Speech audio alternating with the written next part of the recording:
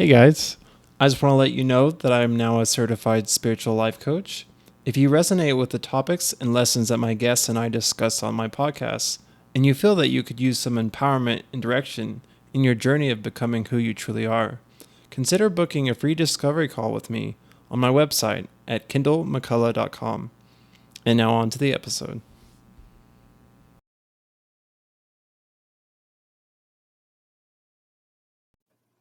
Hey guys, I'm excited today. I have Rosie Kuhn.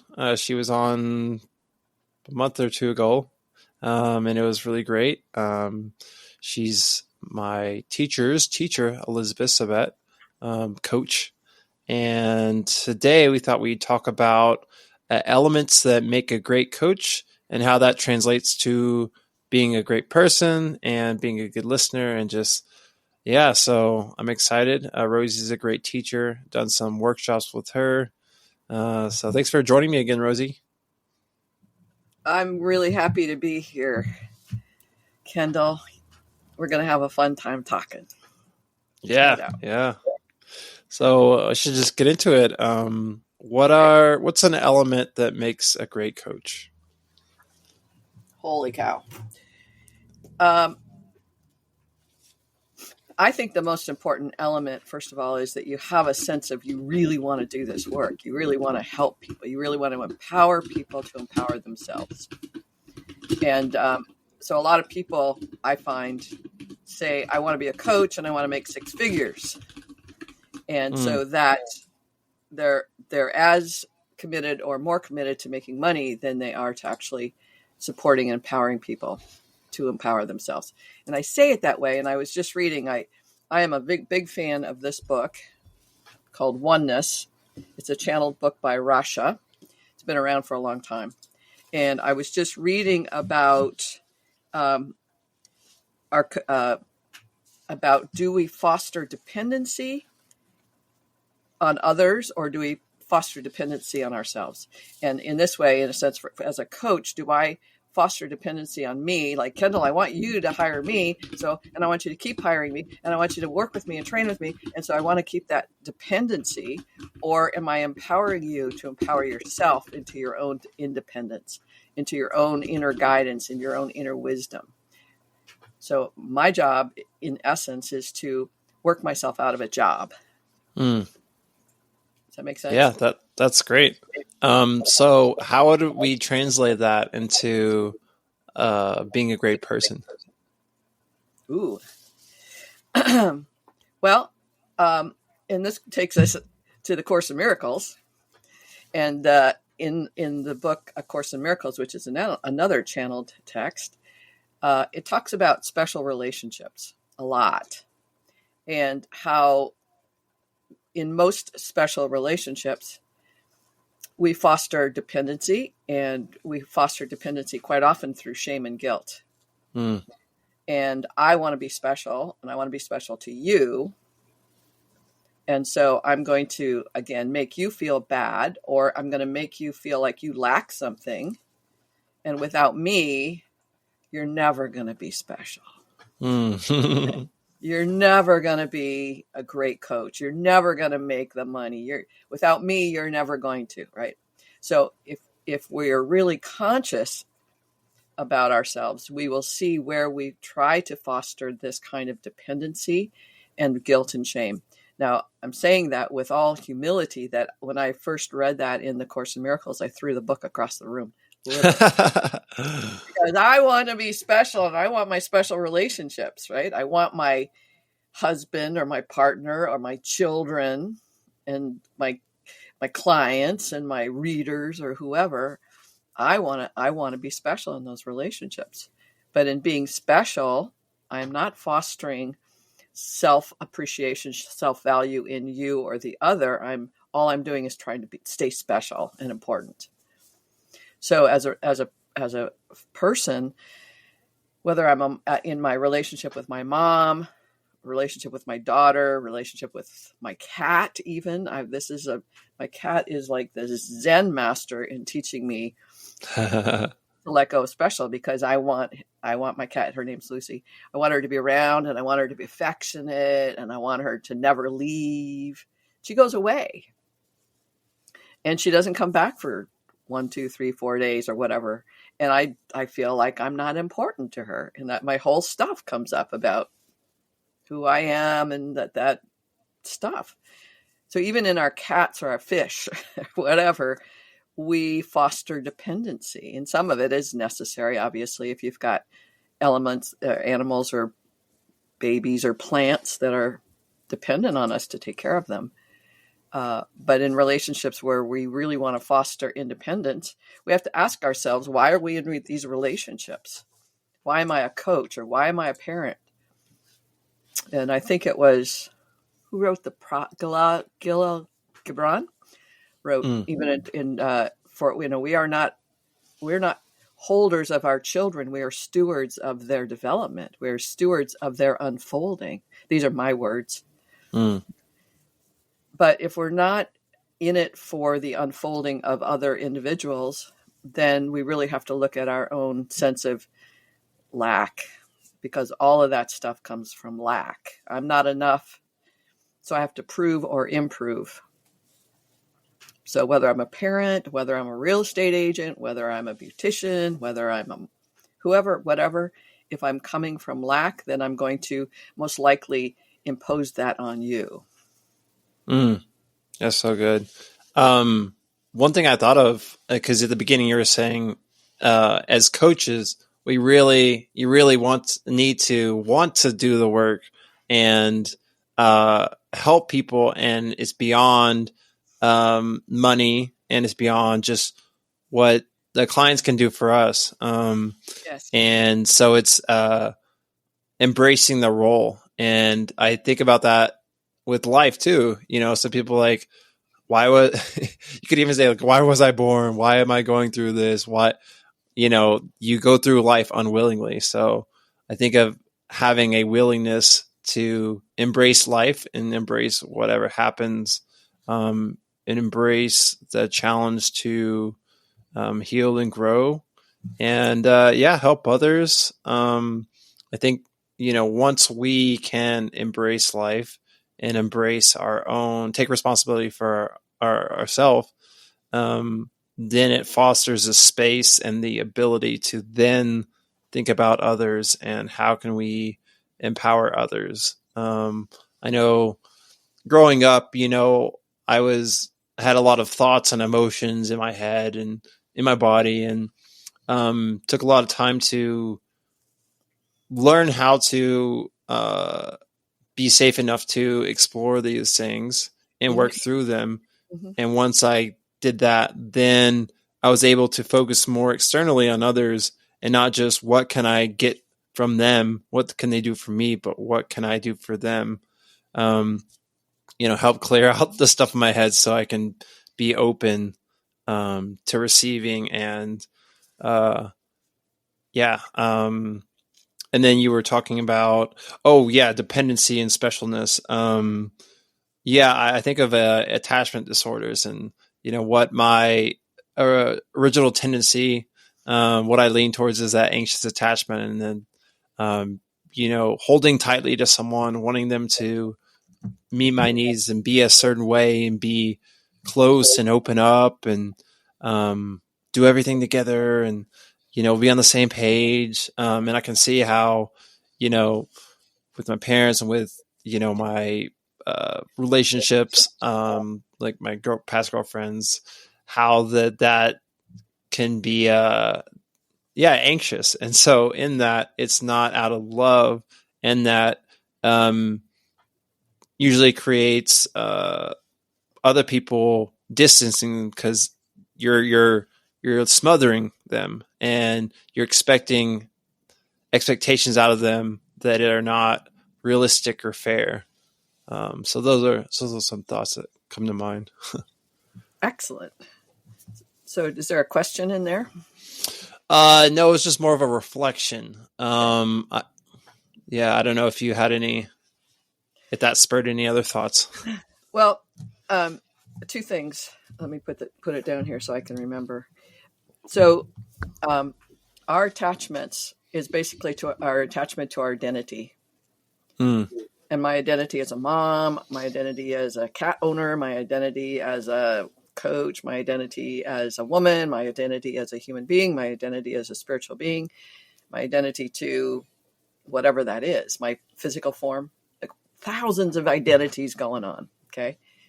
But who are we without beyond the identity, in a sense? And that's quite often what we're doing in terms of self-exploration, and what we're doing in life coaching, or hopefully what we're doing in life coaching, or some therapies, is that we're supporting and empowering people to explore who are you beyond that identity. And so just to be clear, I've struggled with every single identity. So I'm not talking from a pontificating, a higher than person. I'm talking from direct experience with these identities where I got stuck. I mean, because that's what we're here to do, in a sense, to get ourselves unstuck. So as a parent or a mom, I'll say, even with my daughter being nearly 50 years old, there was a part of me that was stuck in, I want to be a mom. I want to be a mom. I want to be a mom. And here's this individual who's growing and changing, and she's her own person. And I'm going, wait, you got to do it this way. You got to be like me. You got to, because those are my attentions and my identity attachments, as opposed to saying, wow, she's awesome as a human being. She's awesome in terms of her own ability to self-empower and grow herself in the direction. And that's what most of us who are parents have to deal with, is that our children don't necessarily become more loving and caring and connected and engaged with us as people, as parents, but they go off into their own life, and they may rarely have time for us. And that's our problem, in a sense. That's ours to deal with in relation to our identity. They don't love me anymore. She never spends time. It's like, I better get over that. Right. It's just like my cat, right? My cat's like, she goes off. I go, she doesn't love me anymore. And I don't. It's like, nope, that's who my cat is. That's who my daughter is. That's who. And so how do I be that beyond my identity as a mom, or as, it's like, I have to keep going for what's my highest truth. My highest truth is we're all spiritual beings having a human experience. I got to reach for the higher one to get myself out of the nah. And our willingness and the courage, and like you said, you grow the confidence to see yourself safe to make those leaps. That I don't have to be attached. I remember when I was in my 20s and 30s, where I was attached to, I have to have a date on Saturday night or I'm gonna die, right? And it's like, oh my God. And now it's like, are you kidding me? But that was the truth. I was like, I have to have a boyfriend. I have to have a date. And it's like, that level of identity is very low, in the sense that it doesn't matter which level we're at. It's all the same attachment. But the more that we can get aware of, oh, that's an attachment, I have an identity to that, then I can look at that and go, well, is that really the truth? Me as a spiritual being, is that the truth or the highest truth? So I have to start questioning. So a good example of this too is people. I live on an island in Washington, and people are very generous. There's a lot of generosity on the island. Not everyone's generous, but when I look at myself and I go, I want to be generous, and I realize it's not generous regarding, does it have to look like money? It's like, no, generosity of spirit is what's important, because when you're generous in your spirit, you're generous everywhere or anywhere. You're a choice. But that inability to be generous, which means limited and constrained, and I don't have it, and I lack, that place of lack, I looked at it from the generosity of spirit, not just the generosity of my bank account. And so that became the highest priority for me, if you know what I'm saying. It's like, what am I focused on, and where am I directing my growth? And if somebody asks something or I see a need. So generosity of spirit is just being me authentically, being kind, being helpful just in the moment, or, you're in traffic and you let somebody go forward before you. Like, there's no no sense. Again, there's an identity there. Like, I don't have enough, or I need that, or I've got time. I don't have time. All that stuff. And it's like, I don't want to live that way.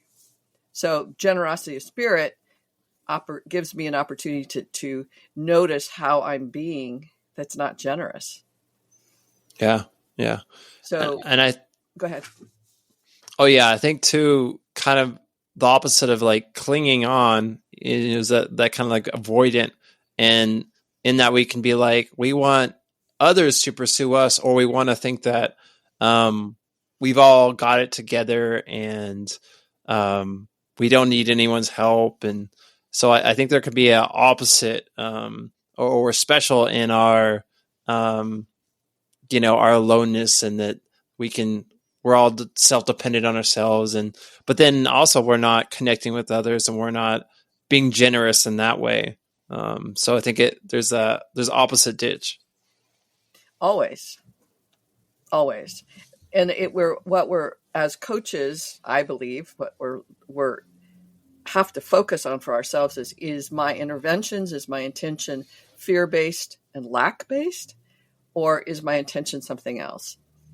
Whether I'm a human being, whether I'm a mother, a person, a cat owner, a coach, am I coming from lack and fear, or am I coming from something else? Now, you've been coached, I've been coached, and I'll just say it this way. We know the difference between somebody who's trying to get something from us or trying to get us. Because as soon as we use the word get, somebody's trying to get something. As a coach, you're trying to get your clients to the results. You're trying to get them to sign up. You're trying to get them you're in lack. And I don't like to be coached from lack. I can feel the energy right away when somebody wants something from me from that get place, that feared place. And my daughter, she's just such a great teacher, because as soon as I go there, she's like hell no. She knows the difference. We all know the difference. So, but most of us go, yeah, I know that, but I've been trained to coach this way.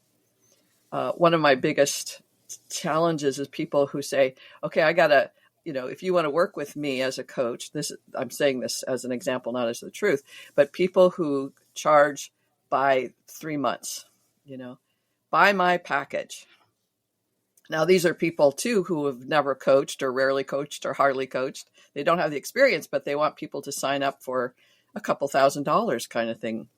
And it's like, that comes from a place of lack, I believe.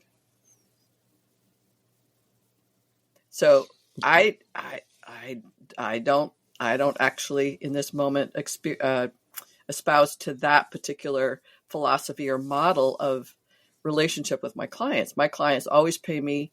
I ask for one commitment, one day at a time, one session at a time. It gives them freedom and flexibility. It gives them an empowered place of choosing to choose what they need, what they want, as opposed to saying, well, I signed up with her. I gotta keep doing it, even though I'm not getting value or whatever.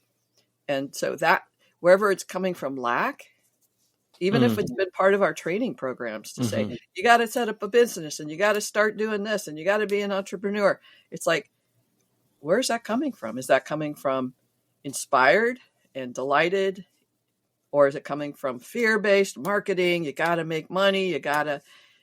It's a model that doesn't work for me, because I don't want to foster fear. I don't want to foster dependence. I want you to want what I have. And if you don't, that's okay. That's okay. So yeah, when I think about that in a, everyday life relationship way, I think of people, and I mean, I've done this too, where you're like, I have an agenda for meeting with this person or talking to this person or this relationship. I have expectations of it being a certain way. And then that person becomes a commodity, becomes you're taking away them as a person and that connection, and not just like, what can I get out of them, but what can I do for them, and how can we connect as spirit, as human beings. Um, and yeah, when you do that, obviously it's so much, you can feel that resonance and you get a lot more out of relationship for both of each other. Beautiful. And the difference is you're not in fear. Right. And you cultivate a level of safety in yourself. I'm safe being me. So you get to be authentic and playful and, connected and laugh. And when people are playful, when people are safe within themselves, they're more playful and authentic and transparent. When people are come from a dysfunctional attachment place, I'm attached to, we're so self-conscious. We have to keep um, vigilant to who we are and how we're being. And is it, are you okay with how I'm being? Are you okay with how I'm being? And we're always vigilant. When we're vigilant, we can't be fun. We can't have fun because we're always Right. working at it. So for me, with my clients or when I'm around people, if my clients are capable as they grow themselves, they're more capable of being fun and funny in our sessions. And that is a good indicator to me of their healthiness, that they're growing into themselves, and their spontaneity is much more accessible without the vigilance and their structure and their identities. Mm-hmm. They're have to stay safe. So that's true with people that I love being around, and love being me. I love being me in just who I am more and more and more. And I go, wow, you're kind of wacky. Maybe I am, but I don't care anymore. I don't have that identity that I'm trying to maintain to prove something. Now these are patterns and life themes that continue to show up, and that I have to keep questioning. And what one of the things you said is brought up is that degree to which you are conscious of choices you're making, and you're able to watch and see, like, how am I making that choice?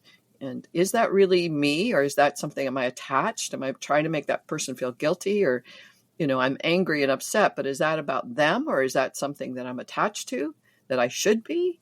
My judgments.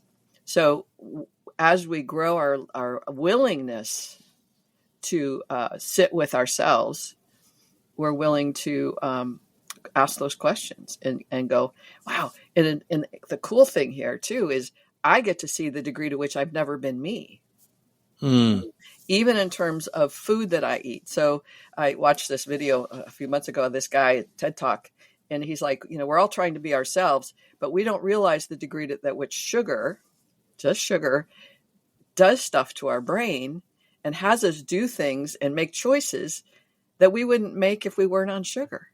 Like, we don't even know. And so this is his talk, TED Talk. We don't even know the degree to which the foods we eat are influencing how we be ourselves. And we go, yeah, I should get myself off sugar, but hell no, or I should get myself off carbohydrates or alcohol or those things that they just influence the way we be. But as I'm doing what I'm doing and choosing what I'm choosing, I'm able to go, wow, I am so much more me.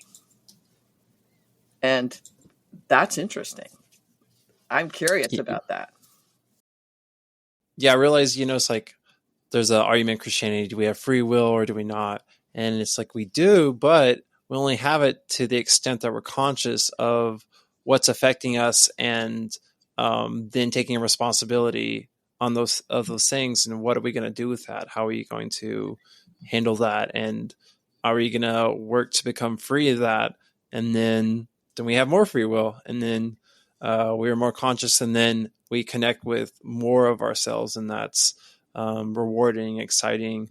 And the more we connect with deeper sense of ourselves, the more we can then meet someone more deeply in themselves. But also at the same time, and this is what I was going to say earlier, allow them to be where they're at and not need them to be, deeper or further than they have the capacity to be wherever they're at. And also realizing that relationships and people change just like life. And so surrendering to that flow and that change, and not be dependent on okay, I've defined the relationship as this. It needs to stay here. And we need to stay in relationship this long, just like you were saying with your clients. And let me form this, it could be like a mental contract. Like we're going to be Yes. friends. We're going to be friends for life, or, different stuff like that. And so just allowing the flow of life and be like, whatever happens, wherever this develops and changes, I'm going to be okay because I can meet myself and meet my own needs. And also too, it was really an eye-opening moment for me when I talked to my married friends, and they're like, one guy, he was a therapist, and his wife didn't even understand therapy, didn't understand how it was helpful. So the thing that he did as a passion, which he loved, which so part of his identity and meaning, his wife didn't even appreciate or understand. Yet he was okay. And, realizing too that, uh, like my future spouse isn't going to meet all my needs. But I can find that in other people, and I can find that in myself. And so that takes the pressure off of one person to be everything for you, because that's just not the case. No one is everything. It's an interesting dilemma, because coming back to coaching, which, I mean, everything you're saying reflects how we be as a coach, because how we be as a coach is how we be as an individual human being. Mm-hmm. So it's a great classroom. Our relationship with a great classroom, because most of us, it's like, I'm going to coach my clients to a particular level that I'm comfortable with. And then if they grow, now they're going to make me uncomfortable. If they grow beyond my comfort zone, that's going to make me uncomfortable. Hmm. If I'm not getting supervision, if I'm not getting coached, I'm going to keep my client in that little box. And we'll just keep coaching in that little box and never move beyond it. And this is true. And so for me, every client and every session is something new. And it keeps growing me and growing me and growing me. Each client in each session is growing me. And if I don't take that on as a part of life, in a sense, in this session, but also in my relationships with other people, if I'm not willing to do that, then I'm stifling that other person. People aren't paying me to stifle them, and people aren't paying coaches to stifle them. But this is where we have make choices as a coach to go, yeah, no, that makes me uncomfortable. So let's look at if I'm coaching a client and they have to go through a transition. So I have a course called Inward Bound Bootcamp for Self-Transformation. It's on YouTube and other places. That boot camp, it talks about the caterpillar moving into the chrysalis, moving into the butterfly. There has to be a transition.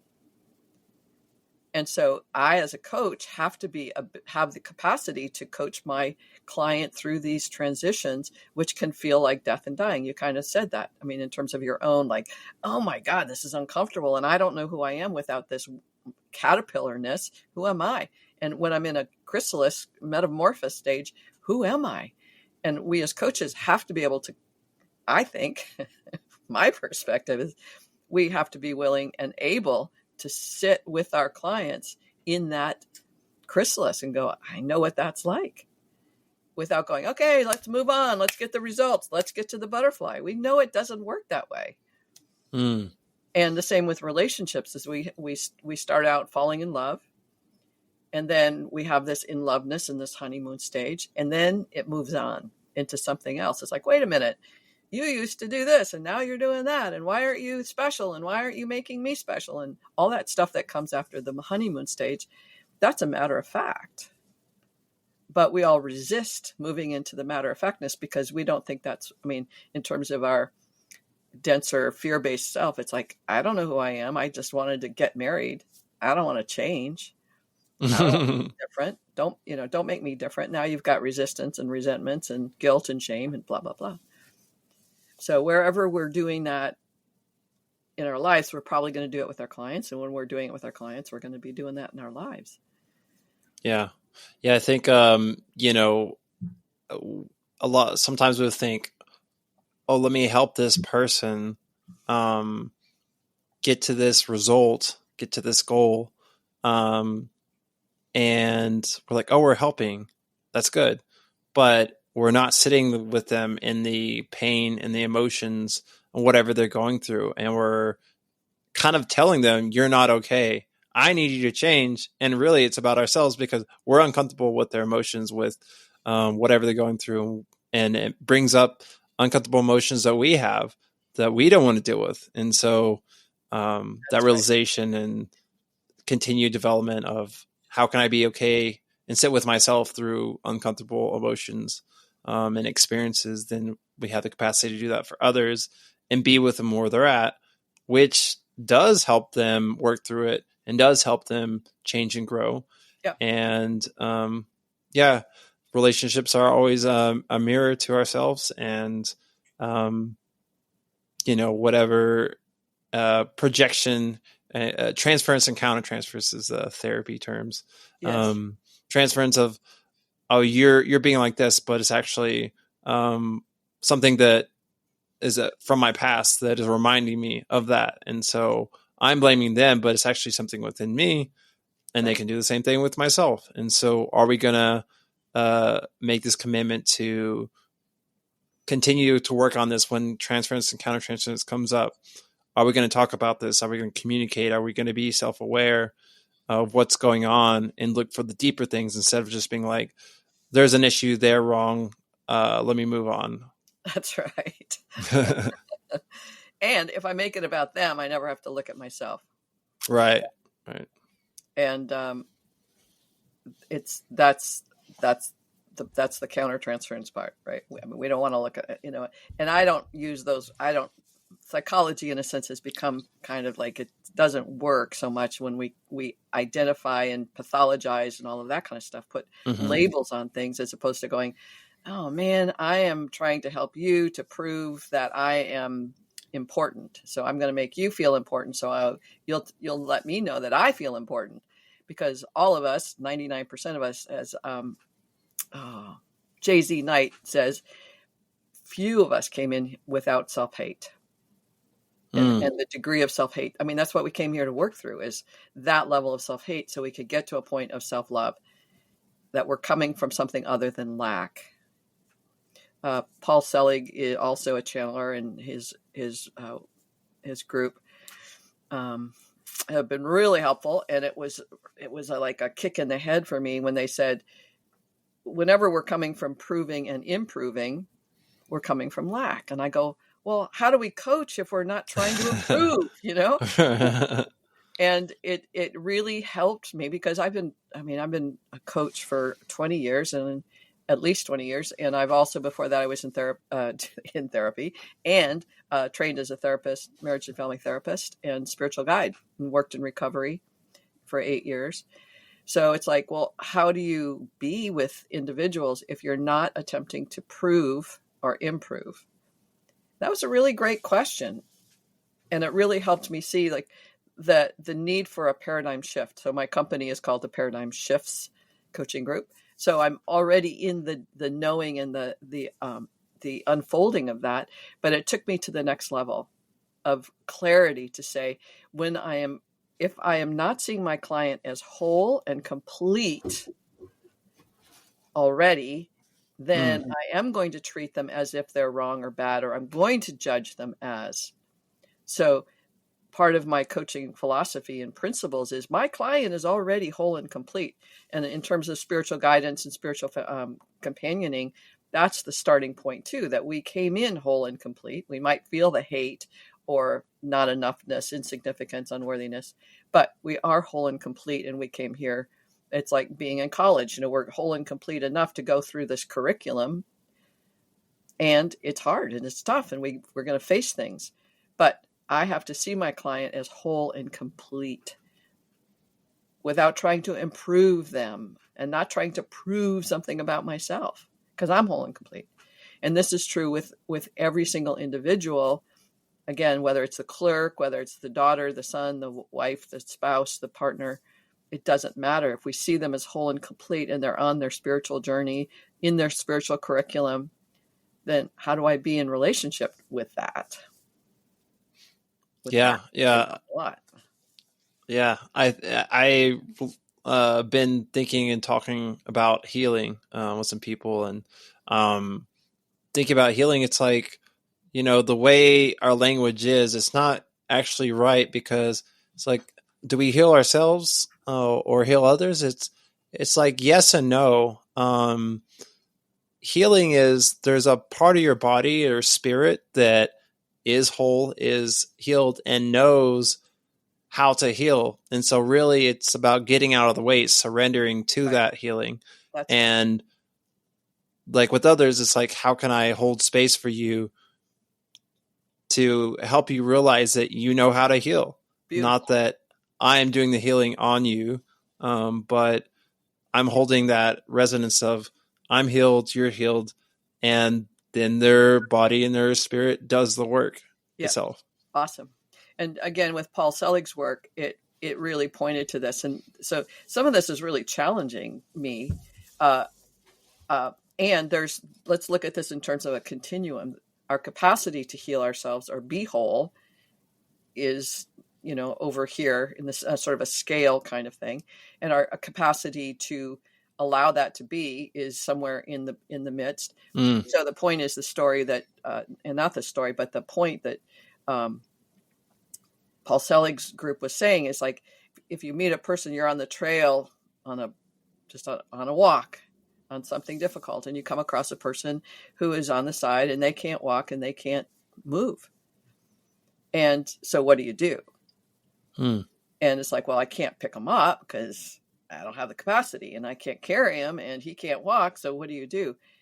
The point was that when we see that person as whole and complete, it begins, when we see them as whole and complete, the truth is they are whole and complete. They can get up and walk. That is like the absolute truth.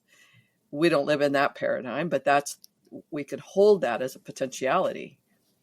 When I hold that for my clients as a potentiality for myself, something shifts and I see them differently and I talk with them differently, as opposed to seeing them as pathetic and loser and they have to depend on me and I'm the only one who can save them.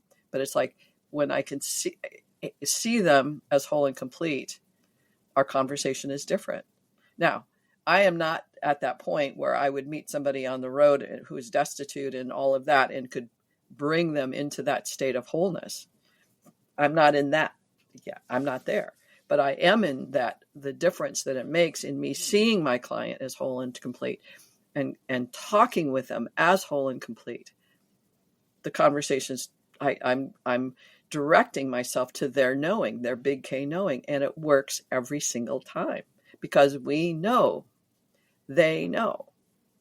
Now, if I'm fostering dependency, then I'm going to be saying, oh, you're not, you're less than and you can't and all of that. But if we're really, this is where it's important to say, how committed am I to being an effective coach? I have a YouTube series called I Want to Be a Better Coach, where people Mm-hmm. can ask questions and say, hey, here's what is challenging me. Here's where I'm stuck. Here's where I get lost. Here's where I get scared as a coach. But if we're looking at, I want to be a better coach, because I want to be a better coach, because I want to really affect people and bring them into their own highest knowing, their highest potentiality. That's a different focus than how do I make money? How do I make money? How do I make money? At coaching, it's like I have a client and he says, I'm working on being an entrepreneur. I go, wait a second. You haven't even coached more than 4 people. Like, let's look at your priorities and what is that about? Like, really, what is it about to become an entrepreneur? And it comes from lack and fear and lack and not enough. That's the source of that. And if we get clear about that for ourselves as coaches, I'm doing this because I'm afraid. I'm doing all this push, push, push out of fear that it won't be enough. I'm not enough. Then we're missing the point. And this is true for me. I spent years marketing or promoting or all that stuff. And the other part of this, I'm talking a lot, sorry, but the other part of that is my spiritual path, my curriculum is who am I if I'm not important? Is my work and am I still of value if I'm not making six figures and I don't have lineup of clients and I don't have people, a million copies of my book sold, or even 100,000 or even 1,000? Who am I without that? And Yeah, absolutely. and this is coming, then you have to say, is that coming from fear and lack, or is that coming from, this is my path to find out that who am I without that, and without lack, without my identities?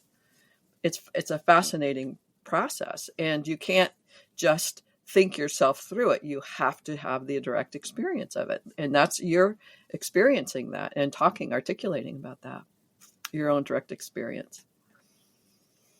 Yeah, yeah. I agree. You said it well. What more do you have on the list as far as what does it take to be a great coach? Curiosity. You have to be, curiosity is, in a sense, is a real art form in itself, and coaching is really about curiosity. The more that we can stay in curiosity, the more we can really be present to our client in the level of presence to truly allow them to feel safe with our presence. And this is true in any relationship. When we meet somebody and we're fascinated by them, we're going, who are you and what are you doing and what's that like for you and what foods do you like, and all the kinds of questions that we ask when we're fascinated. But when the relationship gets old, we stop being fascinated and we stop being curious and we start doing stuff, and it disengages and disconnects us from what we said, people or our children or, anybody. So that level of curiosity and fascination is something that has to be cultivated and maintained, so that my client that I've been working with for 2 or 3 years, I still can bring myself into that level of curiosity and fascination that allows me to hear and feel things and sense into a larger knowing of the wholeness of this individual. But if I'm not curious, then I'm going to stay in the fear-based. If we're not curious, we're in fear. Again, with the playfulness, the degree to which we can be playful or curious or fascinated is the degree to which, in a sense, we're out of our dysfunction. Yeah. Which is fear-based. So Mm-hmm. I curiosity. definitely think of curiosity as an antidote to fear, and helps you break through blocks because it helps cultivate creativity and imagination, Yes. which is new avenues, new ways, new pathways to get through or past or around the blocks, the seemingly blocks we have. I've actually been thinking recently a little bit, for the first time, probably about curiosity in what is the words for it? A negative way, just how that can be used badly. And I think of, like, for myself, I think if we can have I think of like ADHD and just like being interested in everything and then overwhelming ourselves. So I think we have to take curiosity and a sticking with ourselves and like, who am I? Where's my path, and what is for me right now? Instead of this, and maybe that's curiosity with some fear in it of like, oh, I need to FOMO, fear of missing out. I need to look at everything right now because I'll miss out, or I won't know if I don't have this. And then I think how that translates with other people. Sometimes I realize that when my curiosity with people can also make them into an object, like I'm dissecting them, like, tell me about this, and that's not where they're at. And then they can feel like they're an object and they're being dissected, and that can create resentment. Yes. So, yeah. So this comes back to, what's your highest intention in terms of a coaching relationship? Why am I sitting in any relationship with you today on this call, right? And being clear about that. But with my clients, what's my highest intention? And my highest intention is to, in a sense, support and empower them to support and empower themselves to their fullest potential, to their fulfillment of their human spirit. That's what I'm up to. So I'm going to, the focus then becomes more piercing about that. Like, what is in the way of you being your highest fulfillment, your highest potentiality? What is that? Now, I'm going to say it's fear. Okay, great. So I'm going to be curious about all the ways that you use fear or articulate fear. Oh, it's hard, or I want this, and I'm sorry, I'm doing the whining thing, but that's what's at the underlying is what most people are showing up with. But if I'm curious about it, and I think of myself sometimes, I wrote this someplace about being like a detective and a sleuth. And it's like, what's the source of that? Like, what's the underlying source of like the who done it? Who did it, and what did they do it with? If I'm curious, like if we watch the detective shows, and the ones that are really good is they're taking in information that nobody else sees because they're fascinated with the concept, all the things that make the constructs of the reality of an individual. What's the constructs? I mean, that's contexts and thoughts and beliefs and why did they do it, that kind of stuff. But if I'm asking not, and this is the important thing too about, and I learned this as a coach, is like we can focus on content, like be curious about the content, like why did you put on that green shirt today? And what's the brand of that? And is there some writing on it? Like that's content oriented. And what time did you get up today? And what did you eat? Like that's content oriented, as opposed to how did you come to choose this green shirt today? Like there's a process of how you came to be you and how you, in a sense, the unfolding of your day. And I'm curious about how you're choosing to unfold. As a caterpillar, choosing in this process of unfolding that's natural, I'm curious about that. How is that you're coming to a place, and this is true for a lot of people, and this is where coaches get scared, and it's like, oh my God, he's kind of in this state and I don't know how to sit with him in this. It's like, get supervision, get support, get a coaching group, whatever, to support you so that you can sit with this person in the state where they're at and be curious about that. What's that like for you in this moment? What are you experiencing right now? And those are questions you can ask all along the way, and those are, because you worked with me, and is what's happening right now for you. And there's nothing unsafe about that. What's happening for you right now? You're attending to the microphones and the echoing and the this and the that. You're attending to all of that. And if I ask you the question, what's happening right now? You can share that with me and explore it for yourself. That's curious. I'm curious. What's happening for you right now, right? If I take it for granted, then if I take it for granted, then it's not going to show up, and we're not going to have a transparent, authentic, delightful conversation, presence. Right. Yeah. And so I'm going to take this into real life, and it might sound a little like a segue, but I think it relates directly. And I've had to learn to be curious with people with small talk because Nice. I want to be curious about, tell me about your soul. Tell me about like, what do you care about in life in a deep, like what is meaningful? What are your fears? All that stuff. And most people, they're not ready for that right away. Yep. And some people aren't ready for it at all. Yep. But in being curious about what are they talking about? How are they connecting? What does small talk mean for them? And once I'm be like, okay, small talk helps them get comfortable, helps them connect, helps them fill you out. And when I can be curious about that, then I can allow that and I can engage in that and not just kind of like tune out and not really care. And then we don't actually make that connection, which then opens up the imagination of, and that the connection to then be like, okay, what does that mean for them? Like, oh, their job, what do they do? What does your job mean for you? And then through that, there's portals to get to deeper meaning and deeper connection. And it's organic instead of forcing to tell me about this right away and forget the small talk. And then that creates resistance in them. and then we never get there, and there's no juice, and there's no um, No connection. Yeah. connection. And Kendall, here's my question for you. That was a whole lot. But what's the intention behind that intention? What's the source of that desire to be curious within small talk?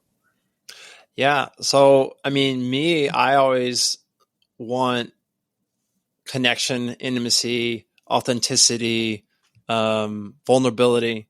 And, I think there's always like two sides of the coins. There's a lot of great in that, but there's also like, I want people to see that. I want that for myself. I want, I want to be safe. People, I want to have safety with other people, for them to see me, for them to understand me, for them to connect with me, for us to have love. And so it goes both ways. And so I can acknowledge that and say, oh no, it's all about me. That's negative. But it's like, oh, it's both. And so how can I take those desires and use it in a good way, and not, oh, I must have this, let me force it. And then it's harmful. So what I'm hearing is that the foundation of this practice, what you just described in terms of small talk, the foundation of that is love and connection. Yeah. Yeah. So there's also the judgment of small talk. Mm-hmm. Yep. So or a context, we'll say, and part of that is there's a judgment that small talk isn't going to get you the intimacy and the vulnerability and the presence and the transparency, the connection, the love. So Yes. that context, that small talk is not going to get you love, is a way of going, okay, don't want to go there, don't want to do that.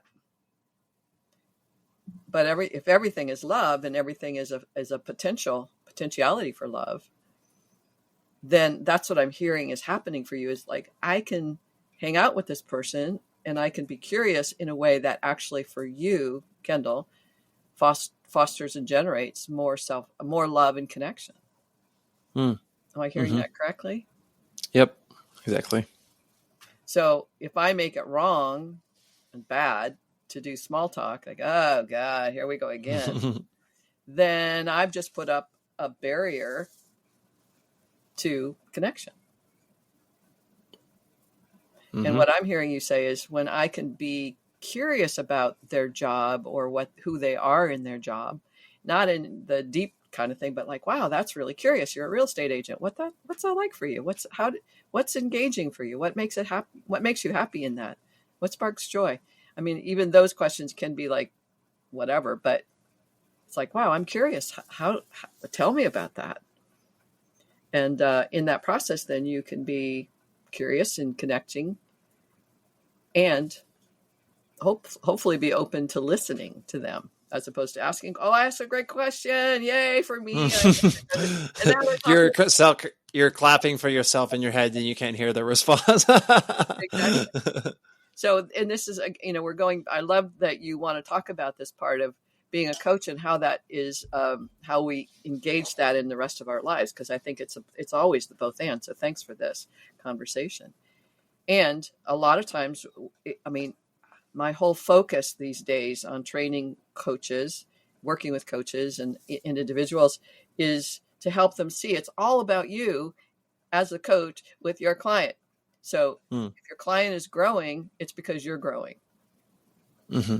And I'm able to see more and more and support and empower people, coaches, to say, oh man, I'm really about getting something here.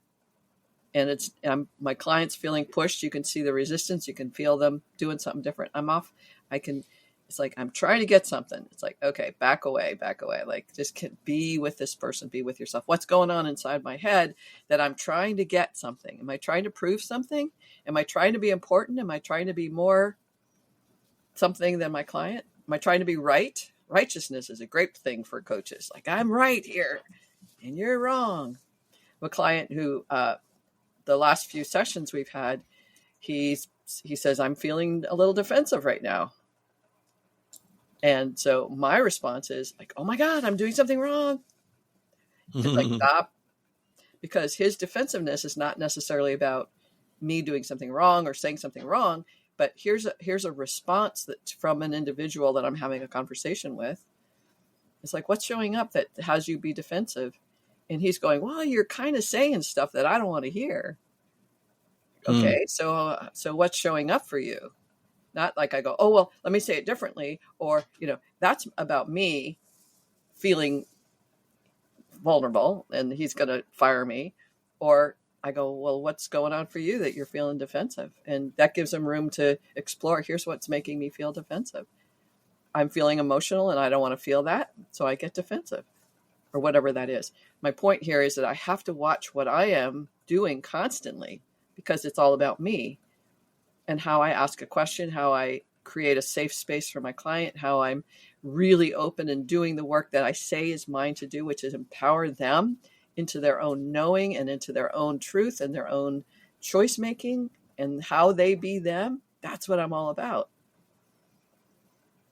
But everybody comes and I go, that's wrong. That's bad. You should, I should. It's like, stop. It doesn't work. It doesn't work in coaching. Yeah. It doesn't work with other people and, relationships. It doesn't work. Mm-hmm. Right. When we're in that judgment and the micromanagement, even if that's just ourselves, that's a lot of noise in our head that we're not being present with our client and allowing the moment to be what it is. And opening up portals into something deeper. Yeah. I read this morning, just in Oneness. I read it every morning. And I loved this piece, and it was just so, let me see if I can find it now. This is just sort of mid paragraph. For the key to that elusive freedom lies not in the hands of others who may or may not know the way, but rather upon the cliffs of our own uncertainty. You have led yourself out to the edge of that precipice of uncertainty on purpose. From there, the only step forward is to jump. We're not here to foster dependency. We're here to foster the leap into uncertainty. In a sense, we're here to foster that uncertainty for ourselves and others. We think that we can be invulnerable as coaches. And I have a saying now, I haven't written about it, but it's called the smarty pants syndrome. If I'm the smartest one in this room, then I'm always safe and invulnerable. And I think, I don't know, just saying my perception is that a lot of our training programs train us to believe we're invulnerable in these conversations. And that if we make enough money or if we market correctly or if we do the right things, we're invulnerable. And in that process, we become useless. We're not valuable, right. As valuable as we could be. Mm-hmm. Yeah, I think relationships are uncertain. To get into a relationship, there's going to be unknowns. You have this perception of this is the way this person is. They have a perception of this is the way this person is. We have expectations. This is what the relationship is going to look like. This is the way it's going to be. Yes. And then those are never totally correct. And we don't know where things are going to go. We don't know what's going to come up. There's going to be friction. There's going to be misunderstanding. There's going to be trials. And we don't even know if the relationship's going to continue. Yeah. And so it's like, are you willing to step into that? And I think that knowing of we are whole at the core, that's like our anchor, that even if this goes south, even if there's problems, even if this relationship breaks, I'm still okay. I still have that rootedness of I'm whole. Yeah. And we're always facing that edge of uncertainty. Like, who am I? Who am I? Mm-hmm. I don't know how to do me. If I were to write another book, I'd like to call it, I don't know how to do me, because that's the foundation of every choice we make. I don't know how to do me outside this context, this frame. This is the way I was trained to be a coach, so this is the way I'm going to coach.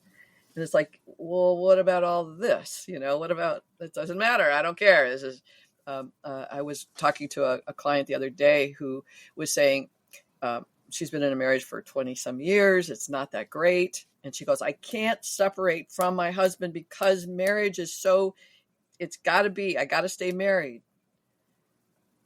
Because I got to stay with the family is the most important thing. It's like, but the marriage and the family is pretty dysfunctional. But this is her, and it's like, it's so there that she can't even begin. She's beginning to fragment some of that away, but it's so core to her identity that she can't choose to choose. She can't choose to choose differently. This is a foundation of how do you choose to choose? I choose because I have to keep this family together. Okay. I totally get it, and I can totally support her in that. I can support her through that process, because where that's going to take her is into, wow, this isn't working. Or if I'm going to choose to stay in a marriage, can I choose to be in a marriage and create fulfillment within that marriage? Or am I going to choose to stay resentful and pissed off and angry and righteous? That's a choice.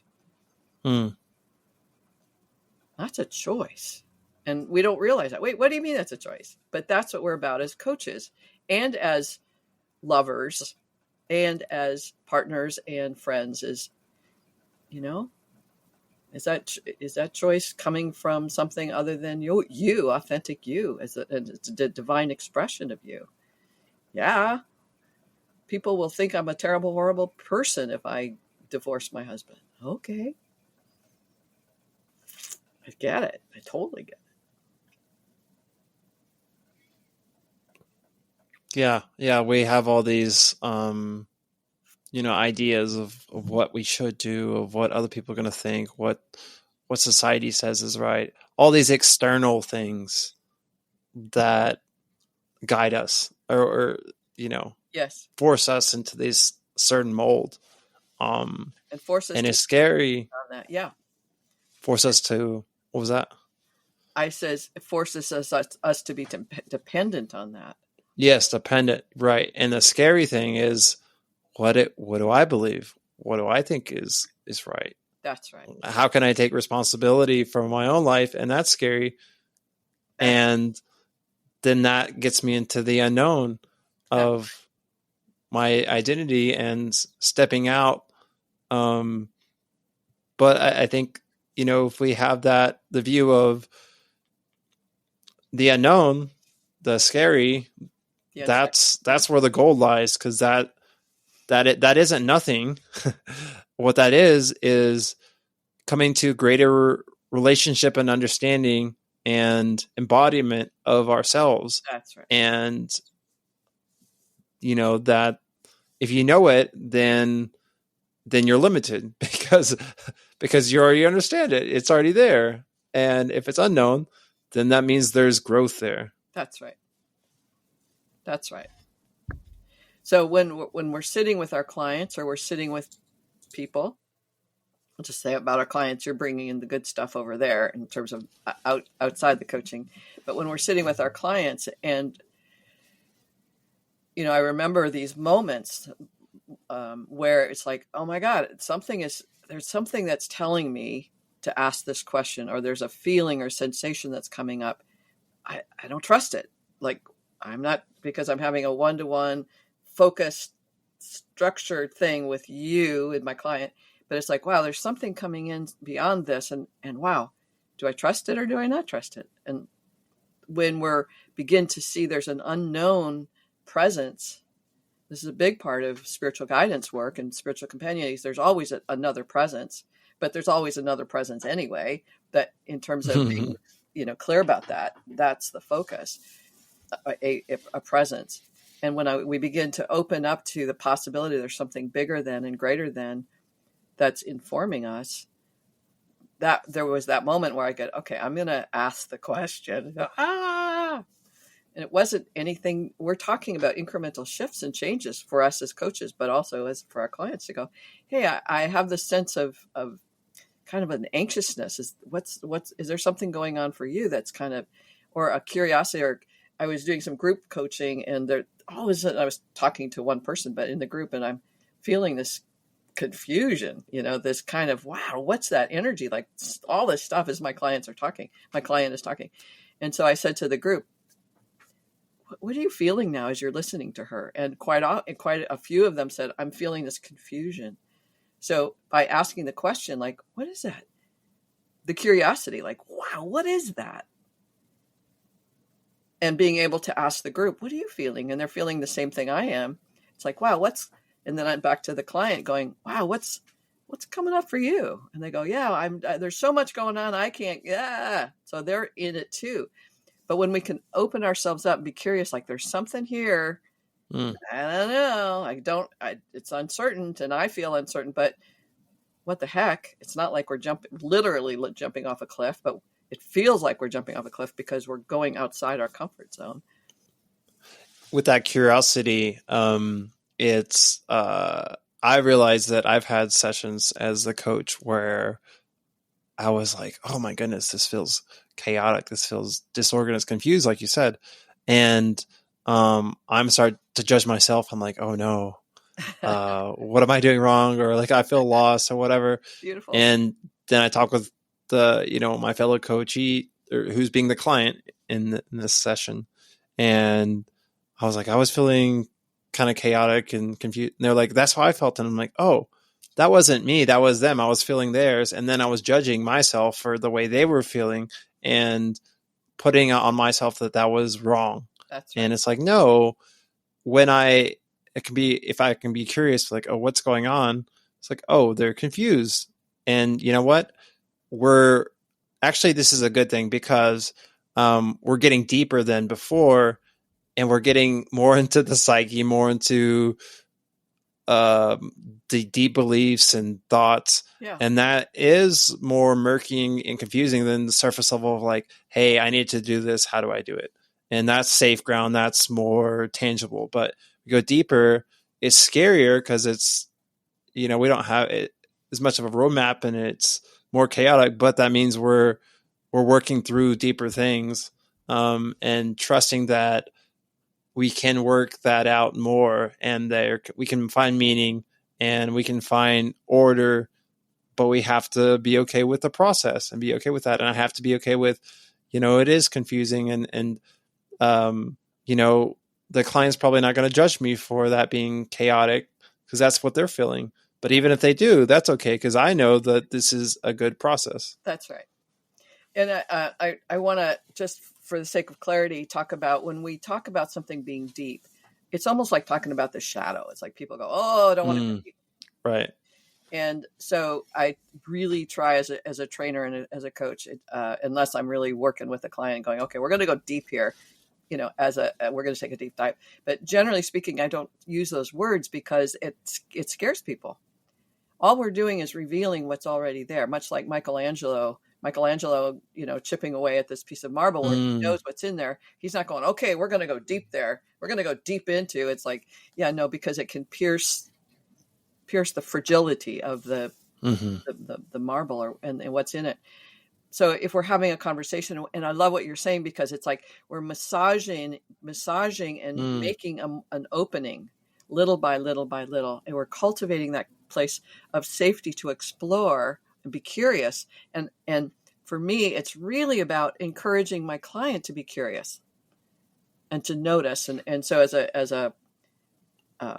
as practice areas for my clients through the week, I'll say, your job is to notice. And then when we come back, I'll go, what did you notice? What shifted? Because in cultivating that noticing, they're cultivating the capacity to make change potentially, because we can't change what we don't notice. So a word that has been coming up in my mind the last month is gentleness. And so, I think curiosity is synonymous with gentleness. How can we go deep, but how can we do this gently, in a safe way that we're ready for? And, there's always a part of us that's not ready, but there's a part of us that is ready. And that's why we're going there. And so, but if we think about consciousness, sorry, I'm going to get theoretical here for a second. Sure. if we think about consciousness, is there a deepness or is it just presence? Yeah, as presence. It's just presence. What's showing up? What's showing up? I don't. For those of you who can't see Kendall's face, he had a really great face at that moment. Yeah, I'm just trying to think about that. But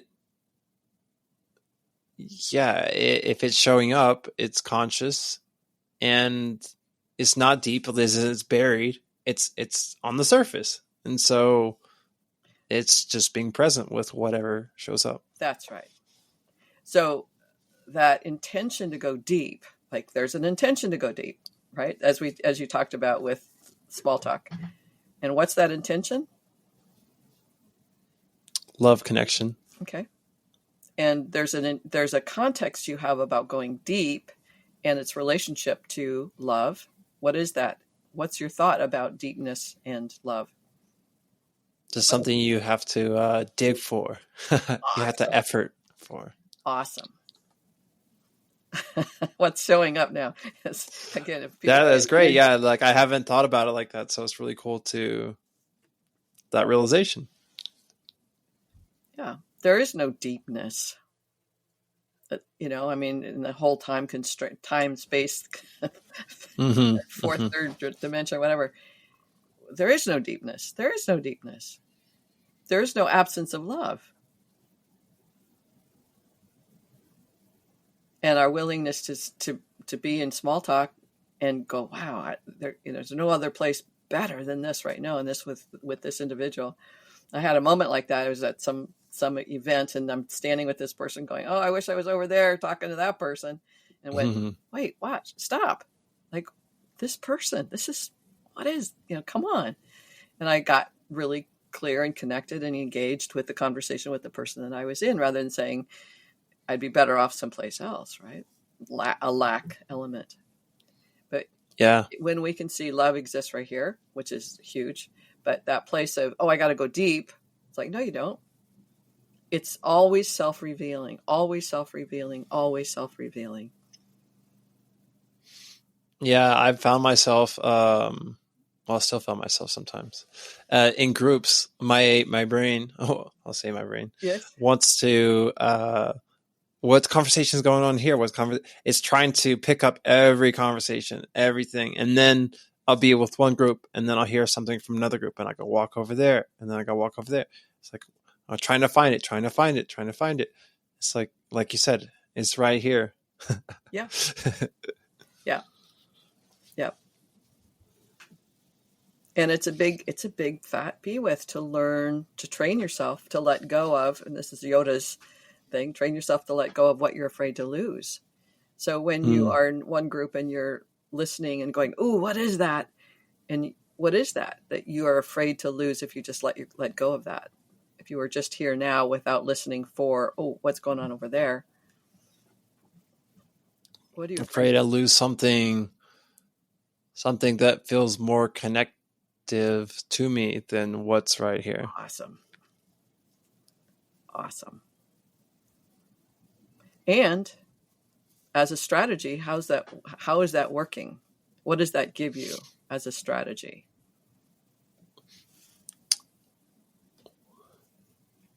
It gives me a way out. Be like, it's okay to leave what I have in the moment for something else. Okay. And in doing that, you get to avoid what? Discomfort or feeling not connected and feeling like there's not love, but that, oh, sorry, I'm going to coach for you. I feel like that there's that's the illusion that the love and connection is not something I can give myself wherever I'm at. Beautiful. That's good. What's that like as you're saying that?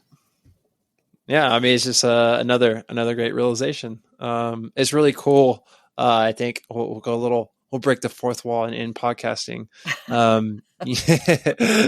It's sometimes you get in these conversations and you're kind of rehashing what you already know, and it's really great and it's a great conversation. But obviously, like with coaching and life, we know the gold is in realizing something which maybe was unconscious before. And so it's really great to have that really show up in the podcast as well, in the episode itself. Cool. For me, it's like we're always in strategy unless we're not. So what you're describing to me, and when you're in a group or there's these things going on, and there's a strategy, and we say, I want love and connection. And what you reveal to yourself is like, wow, I'm actually avoiding and ignoring and distracting myself from the potential of that love and connection by flitting from here to there. Mm-hmm. And so as a coach, I'm always listening for the strategy. Even if the strategy is, I'm being loving, that can be a strategy. And it's like, if you're not being loving and you're not being over here, where are you? And they go, shining a flashlight on me. Yeah. But in a way that's like, it's self-revelation. It's a revealing, like, wow. And I have to do this with myself all the time to go, wow, look at this. It says, I want this, but I don't want this. And then it's like, okay, what's in the middle? What's where there's not that I want this and I want that? What's there? It's like me. But what about all the attachments? It's like, yeah, I don't want to give up my attachments. That's good to know. And it makes sense. I don't want to give this up because I don't know what's next or better or whatever, but I don't want to give this up. It's like, okay, you don't have to. And what's the experience of attaching yourself to the attachments? Is like, I am in a state of angst all the time and in fear because I might lose it. And what if I, and the FOMO and all that stuff. It's like, well, you can have that. Or you can have something else. Yeah. Just a question. There's just curiosity. If I stay in curiosity and engage you in that curiosity, maybe you're willing to have those conversations within yourself, which you are, to go, who am I if I don't do that? Or where am I going to be? Or how's it going to look? That's cultivating curiosity within you. And so, if I make that decision, that's out of fear. If I make that decision, that's out of fear. I don't know how to make a decision. I don't know how to be me. I don't know how to do me without fear. Good to know. Where have you done you without fear? Oh, and you can give me 7 different times that you were you without fear. And you go, wow, I actually have evidence that I do know how to do me without fear. Excellent.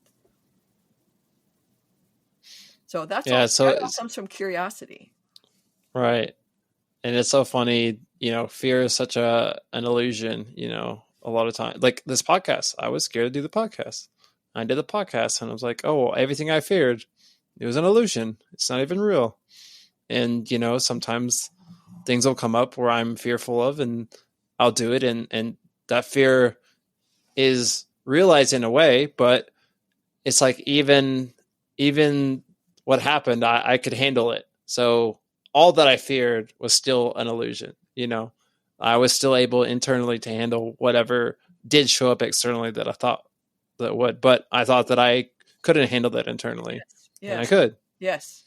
And you're creating evidence of the capacity to survive, that you're safe, that you can trust yourself. And then you do another podcast and you go, wow, I survived again. And I actually created evidence that I'm almost kind of good at this. And so every time you do a podcast or every time you do something, there's evidence of success. There's evidence of safeness, evidence that you can trust yourself. This is another, if I was to say, I've got 14 different, like what makes a good coach, self-trust and cultivating self-trust and safety in our clients. That's why I say we are supporting and empowering our clients to support and empower themselves. Every single client that comes in, no matter how much money they're making, doesn't matter. They have a place where they feel unsafe being them. They don't trust. Self-trust is the foundation of self-empowerment. A lot of people trust themselves and empower themselves to live a disempowering life. They've got evidence they do that well. And as a coach, I really am working on what's the evidence of you doing doing life well, doing what you want well, that you have a capacity for accomplishment based on your potentiality and your desires, not based on I should accomplish this and I should accomplish that and I need 4,000 viewers in order to feel accomplished, blah, blah, blah, those kinds of things. But that sense Mm. of accomplishment on the inside, you have evidence of Mhm. it already. Your Mhm. clients all have evidence of their success and their capacity for empowering themselves. They have the evidence for self-trust and self-safety. I'll put it that way. They Mhm. have the evidence. And as a coach, we're saying, what evidence do you have of doing it well? And they will give it to you. Mhm. Yeah, I think we see evidence in society of people. I think we mistake people that are successful or have money or have fame or blah blah blah blah blah. But it's what we're really attracted to is that self trust people have. They're like, oh, they they have success, they trust, and they work out. And we what people love is that connection. It's like we're trusting that they're safe, that they're we can connect with them, and that's okay, and that we can be with them, and they're okay. We're with them. We're Yeah. with who they are, and that helps open them up to be themselves. Yes. Yeah. And that works great in a coaching. This is one of the downsides of being a coach is we get to see the best of our clients. We get to focus on the best of our clients, where their full potentiality. We don't have to sleep with them or clean up after them or, Mm. put the toothpaste cap on or, deal with their driving issues. We don't have to deal with that stuff. And so there's what's called a pseudo intimacy, is we get to have this best conversations with people. And it gives us an illusion that, oh, these are the best people. And then we go with our friends or family and we go, oh my God, they're all a mess, to whatever degree. But everybody's got stuff. Everybody's got Mhm. stuff, whether they're getting coached or not, or whether we're coaches, we all have stuff. And the potentiality for being annoyed and intolerating of other people's stuff is part of personal human relationships. How do I be me in the face of that? And I get to go and be with my clients and they get to be the best themselves. And I get to go, wow, you're so awesome. And they go, tell that to my wife, or tell that to my kids, because their relationship is something different. So that's a dilemma. And a big part of that is sometimes we can get our joy and our spark from our clients and want more of that and want more of that and want more of that. And ignore and distract ourselves from, well, what's really happening in real life. Mm. That's a big Yeah. dilemma. Yeah, I think that can translate into normal life too, in realizing that everybody has a different version of you in their mind. They get Yeah. a little bit different. We're different with everyone, and everyone sees us differently. And so, if I can take that understanding and be like, maybe this happens with famous people. It's like, I met this famous person, they were a jerk. They're a jerk, and then other people are like, I met them, they were amazing. They're in the movies. They're so awesome. Yeah. Whatever. Yes. Uh, Yeah. there's 1,000 different versions of us, and so if I can be like, okay, maybe I met this part of someone. How can I hold space for them being more, or even like maybe there's not much evidence for this person being that great of a person in life, but how can I have faith and belief that deep inside there is a version of themselves that is amazing, is beautiful. And that's your work, isn't it? Because as we Mm-hmm. said here, for my principle, everyone is that highest knowing, highest truth. They have this. They are their full potentiality. If I'm not seeing it, that's mine. Mm-hmm. I use these words. I think I'm using them right. I'm an advocate for love. Okay, I could say that I'm an advocate for love, and every one of my clients would tell me that I'm an advocate for love. But and then I realized with my daughter, I was in an adversarial relationship. I was trying to get her to see me as what everybody else sees me as. Well, now I'm not an advocate for love. I'm an adversarial relationship. That is an opposite of an advocate of love.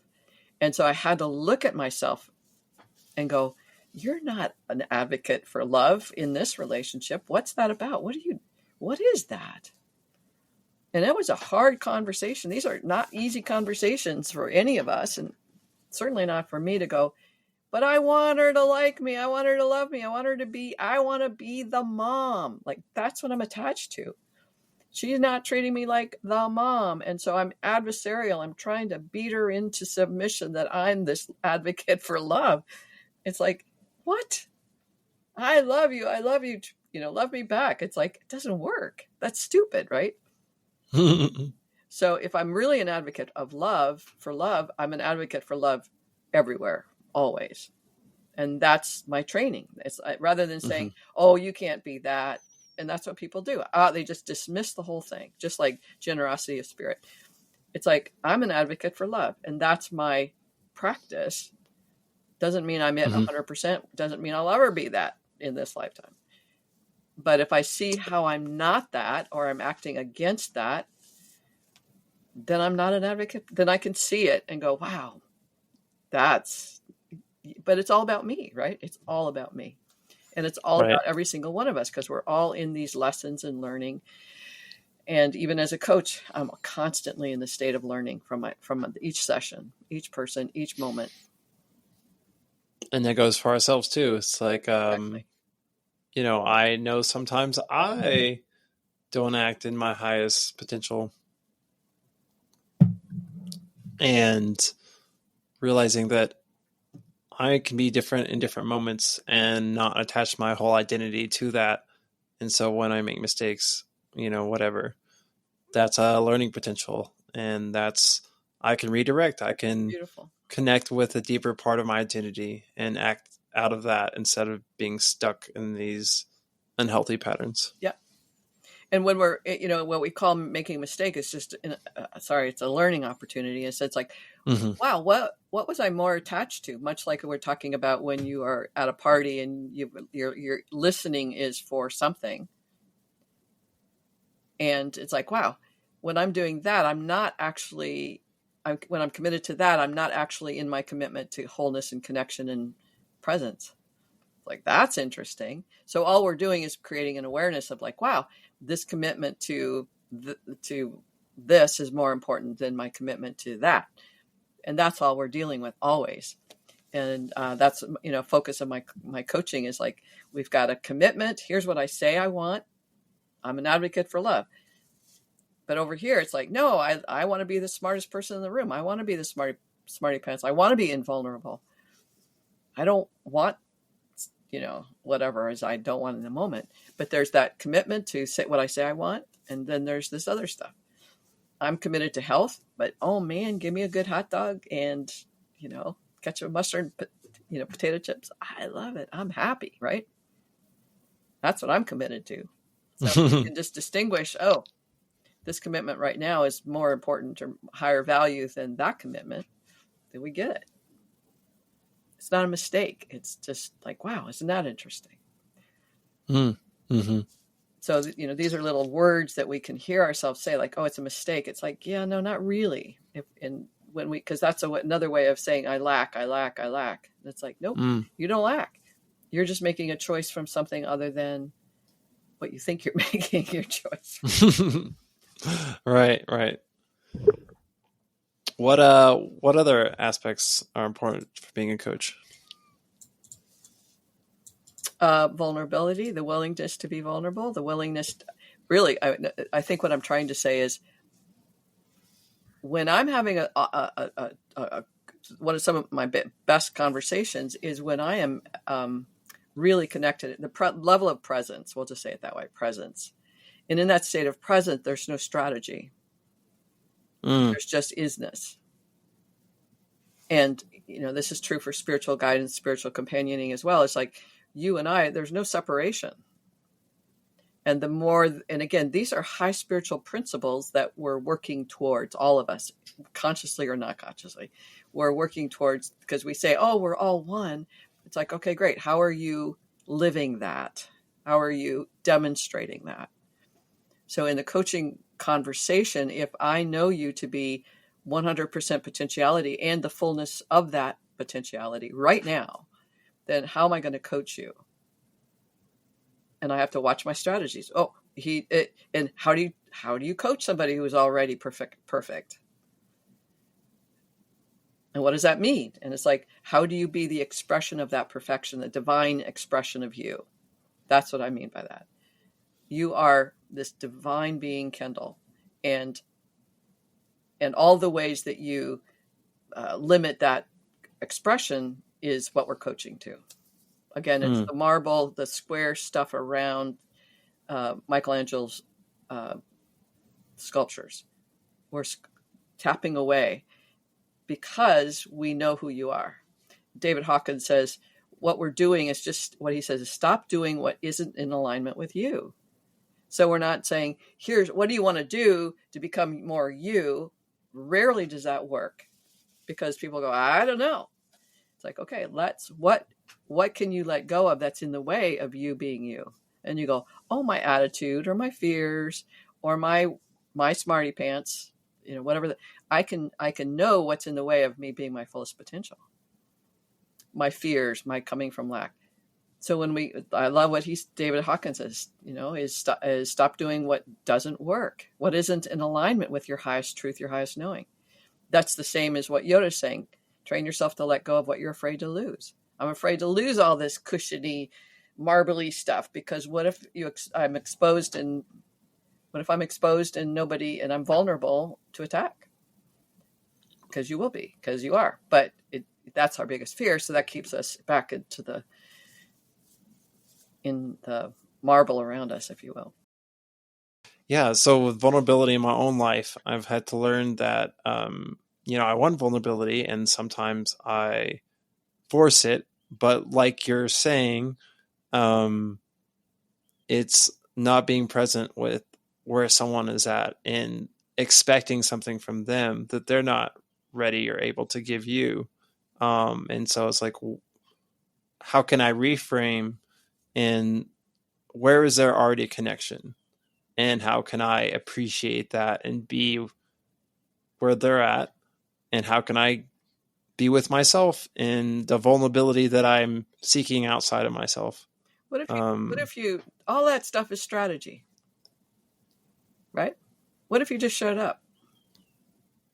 I think that's what I'm trying to say is what if I just showed up without an agenda for this deeper vulnerability that I think that is not there? That's right. So as soon as we have an agenda, we're not vulnerable or intimate. I mean, those two go hand in hand.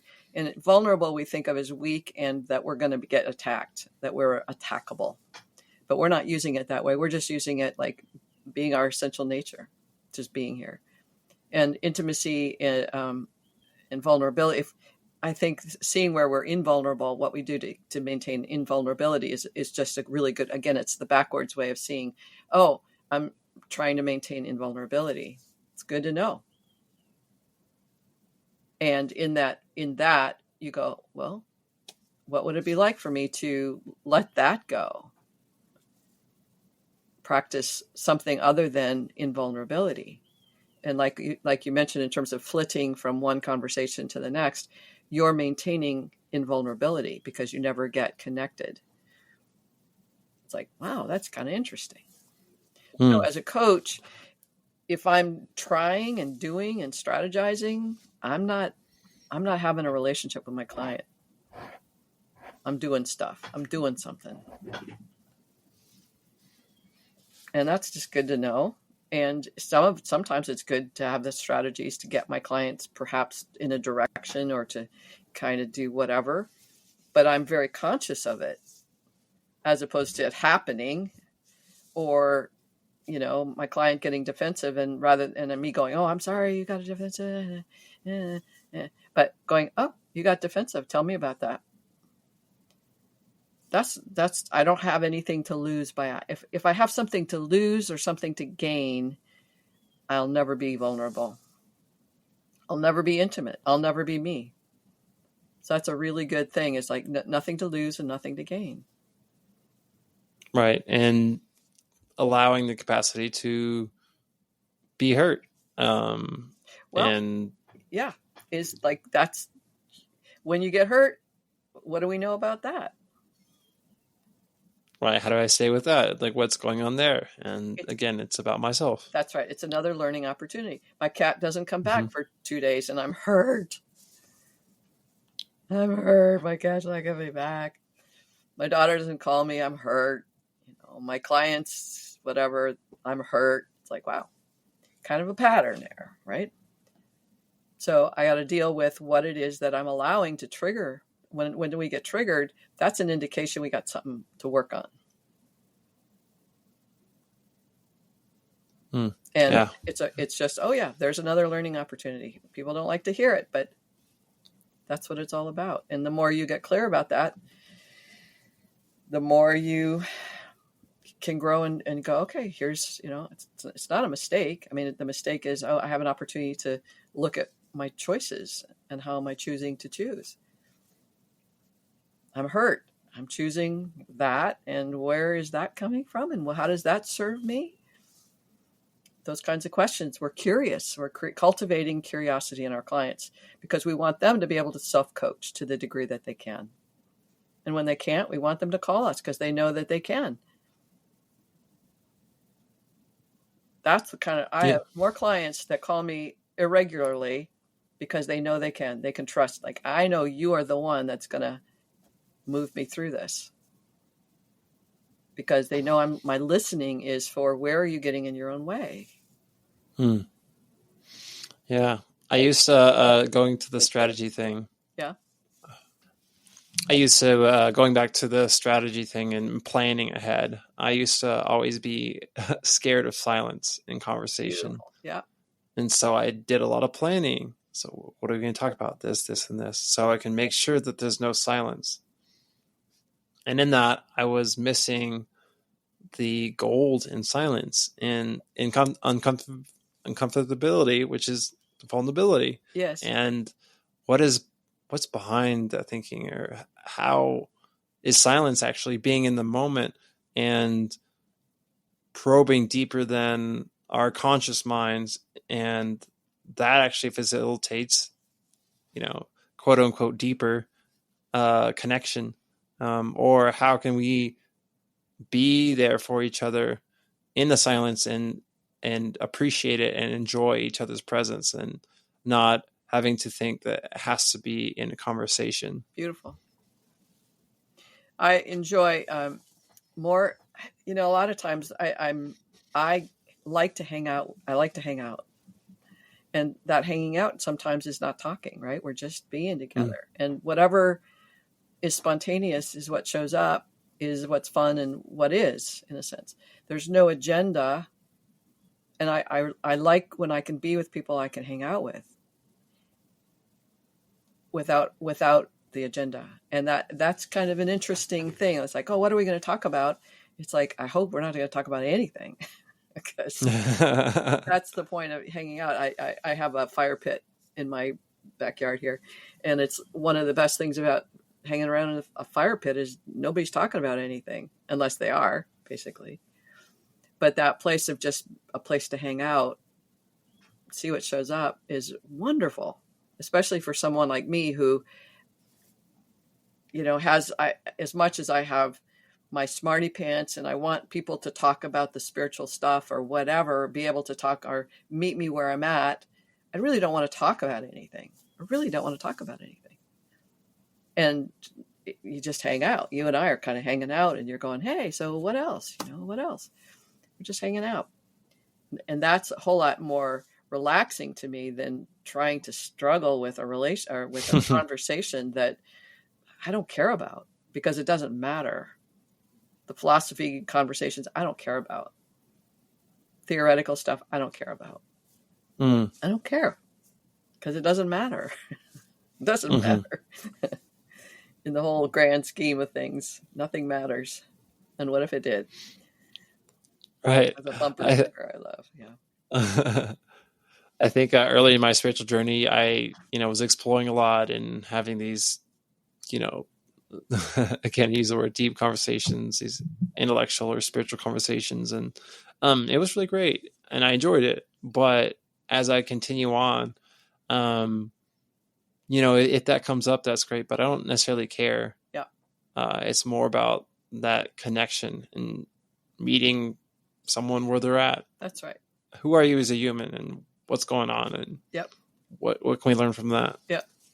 You and I have met in these podcasts twice, and we met in the coaching training that I was doing as a teacher. So the context we have is this. We have these contexts. But if we were to meet someplace, hey, let's get together for coffee, we probably wouldn't have anything to talk about until we did, unless you were asking me questions or we were talking about something Mm-hmm. related relation to coaching, teacher coaching, whatever, because that's our context. Right. And it's challenging to sometimes create a new context. Mm-hmm. I want to Mm-hmm. hang out with you. Okay. We don't talk about anything. We're just hanging out in the same vibe, if you will, the same vibe. Mm-hmm. But if there's a discomfort, like, ooh, what are we going to talk about? Now we've set it up for discomfort. Mm-hmm.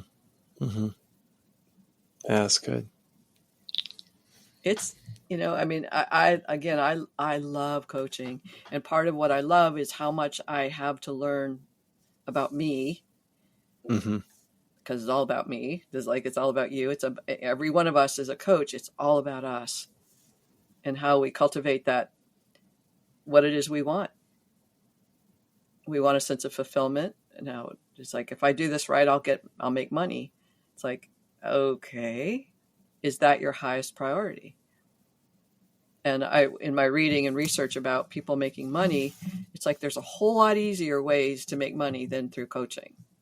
And if you're really focused on making money, I encourage you to go someplace else, because we're using and manipulating, my perspective, we're using and manipulating our clients to get something we're using them. Does that make sense? We're using them to get money. Mm. And if I'm not doing my work, then I'm really using my clients to get money. Right, We let them get away with stuff. We do what we do and keep it. We don't go any further with our own personal development because we don't want to. But in that, we're just manipulating and using our clients. Mm-hmm. Right, we're not helping them become their own coach and move on from coaching. It's like, we need to keep you for my fulfillment, for the money, for whatever. That's right. Yeah. That's right. I asked this client once, because he was charging whatever he was charging. He was charging per month as opposed to per session. I go, what do you get from that? And he goes, well, I get security. I get financial security. Okay. It's a perspective, and it's a model, and it's what it is, and it's fear-based.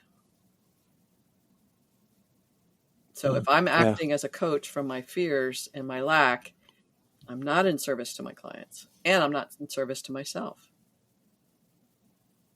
And it's the same with every single relationship. If I'm operating from fear and lack, which I was in 99% of my relationships, I'm not having an authentic relationship. I'm a love addict, truthfully, and a codependent enabler and all those kinds of things, adult child. And as a love addict, I could see, much like you said, it's like, I had this person that's like, hey, do you want to go for a walk, this guy? And I go, nope. And he goes, why not? And I go, because I'm a love addict. And I finally got clear with him. I said, I'm a love addict. And if we're on the walk together, I will not see you. I will not be in relationship with you. I'm in conversation with the illusion of you. And not doing that to myself, I'm not doing that to you. So every single relationship I have to be willing to see. And I have a lot of friendships that I can hang out with people or go for walks with people and not be in that state of illusion. And I have to be clear with myself, in the sense, the serenity prayer, wisdom to know the difference. It's good. Yeah. So it's big work. And gosh, I keep forgetting his name. Damn it. But when I told one of the founders of the school where I went, the Institute of Transpersonal Psychology, oh man, I'm sorry, I can't remember his name. But when I told him I graduated from my PhD and all that kind of stuff, and he goes, "So what are you going to do with your PhD?" And I said, "I'm becoming a life coach." And he goes, "Wow, that's big work." And it was like, it shouldn't be any bigger than being a therapist. It shouldn't be. But he knew that when you're a life coach, it's big work. And when he said that to me, I got it anyway. But when he said that's really big work, it was like, it is big work because we have to be doing our own work. From my perspective, we have to be doing our own work. We have to be willing to cultivate and go to these places where we can carry in a sense, carry and support our clients in those places where they can't. We're holding them in their fullest potentiality. They can't do that. We're the Michelangelo holding this piece of marble and exploring with our clients so that they can chip away. We're not chipping away. They're chipping away. I'm letting go of this. I'm letting go of that. I'm shifting this. I noticed that. I'm growing this. They're doing it. We're holding them. Unfortunately, we had some audio issues, and so the rest of the podcast wasn't able to capture Rosie's audio. But the podcast was almost over, so didn't miss too much. The rest of the episode is just a statement I have on type of people I like, a certain type of person I might say, and just an ending closing of Rosie. I'll put links of Rosie's classes and books and things she's up to. She's doing a lot and doing a lot of great things, so be sure and check that out. Yeah, my favorite people are always ones who can be serious and light at the same time. It's like this paradox, and I think it's a beautiful thing to see. It's how can we be very intentional, be very present, and very light, and just enjoy life for what it is and find humor. I think laughter is healing. Take some of that gravity, some of that holding on to, that constriction, that fear away, and just it sets you back into the present moment, out of that fight or flight, upset nervous system. And I found it to be something that has helped to cultivate in my own life and in my own self. And then I can use that gift for others and help them in the same way. Yeah. Well, thanks so much for coming on again, Rosie. I really enjoyed it. We got it to even more presence this time. And it was awesome.